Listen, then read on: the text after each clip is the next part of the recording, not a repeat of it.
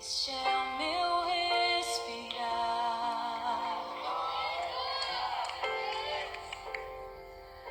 Este é o meu respirar. Boa noite a todos. Eu quero ler com você esse texto da Palavra de Deus que está em Gênesis, no capítulo 2, o verso 7, que diz assim: Então do pó da terra, o Senhor formou o ser humano. O Senhor soprou no nariz dele uma respiração de vida. E assim ele se tornou um ser vivente. Respiração. Eu quero que você nessa noite medite comigo, porque as pessoas que são infectadas pelo Covid-19, cerca de 19 a 35% delas vão ter problemas respiratórios, podem ter pneumonia. Nunca se falou tanto em respiradores. As pessoas têm medo de que elas precisem serem hospitalizadas e não tenham respiradores suficientes. Algumas pessoas na Itália tiveram que optar por deixar os mais novos nos respiradores e os mais idosos tiveram que pagar com a própria vida. Nesse texto, Deus sopra o sopro da vida e da respiração sobre o primeiro homem, ou no primeiro homem. E fiquei me lembrando hoje da história de um senhor de 80 anos, que antes de toda essa pandemia passou por um problema respiratório grave e teve que ir a um hospital particular. A família estava preocupada. Então, ele ficou respirando oxigênio puro durante a noite inteira e teve que ficar hospitalizado até que se fizesse exames e soubesse o que estava acontecendo. No final, estava tudo bem. Depois de ter recebido alta, foram então receber a conta do hospital e descobriram que era 10 mil reais. O senhor de idade então chorou e o médico veio e disse, tentando consolá-lo: o importante é que você continua vivo, o importante é que não foi nada grave. Aquele senhor idoso então enxugou as lágrimas e disse: mas eu não estou chorando por causa dos 10 mil reais. Eu estou chorando porque se eu passei uma noite aqui respirando oxigênio, fazendo exames e eu tive que pagar 10 mil, quanto é que eu devo a Deus? Porque há 80 anos eu respiro oxigênio puro e não pago nada. É preciso valorizar a vida, é preciso valorizar o que nós temos recebido gratuitamente de Deus. Os homens, mesmo quando querem salvar vidas, eles cobram caro. Nós temos pagado por tudo. Pelo teste que se faz para saber se está ou não com a doença. Tudo é pago, nada é de graça. Pagamos impostos.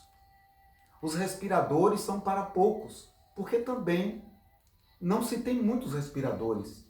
O medo é que a doença se alastre e um número assustador de pessoas precisem ser hospitalizadas e, consequentemente, tenham que serem colocadas nos respiradores. Nós estamos agora, nesse exato momento, recebendo oxigênio gratuitamente da parte de Deus. O sopro de vida continua em nós. Os sábios judeus dizem que o nome de Deus, o tetagrama, é impronunciável. Há um mandamento proibitivo de tomar o nome de Deus em vão. Mas as letras que formam o nome de Deus são justamente o som da respiração.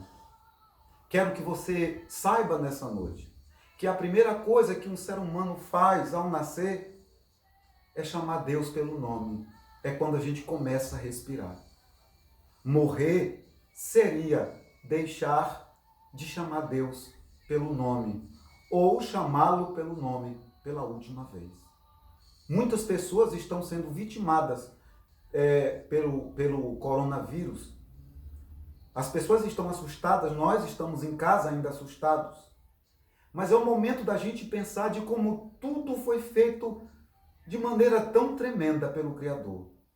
de como é importante entender que temos recebido tudo de graça, que nós não temos muito valorizado.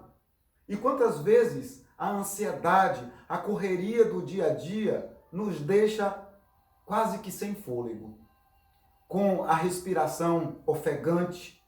Quantas pessoas estão com taquicardia exatamente agora, enquanto estão assistindo esse vídeo, porque estão preocupadas com o amanhã, nervosas de como isso tudo vai acabar, sem saber se haverá uma cura, se haverá uma vacina.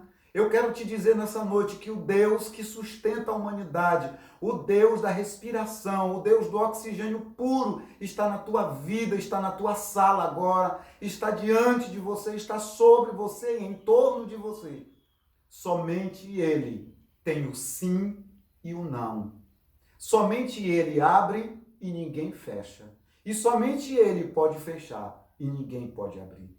É preciso pôr nele a nossa confiança. É a partir dele que a gente começa a respirar e a viver. Nesse exato momento, todo ser que vive chama o Senhor Deus pelo nome, pelo seu santo nome. Esse sopro da respiração, esse sopro de vida que está relatado em Gênesis 2, no verso 7, na parte B, ainda está em nós.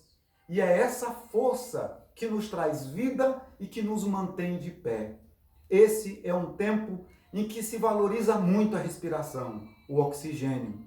Muita gente está dependendo agora, muita gente vai entender o quanto é importante esse pequeno detalhe que é respirar e que muitas vezes a gente não dá valor.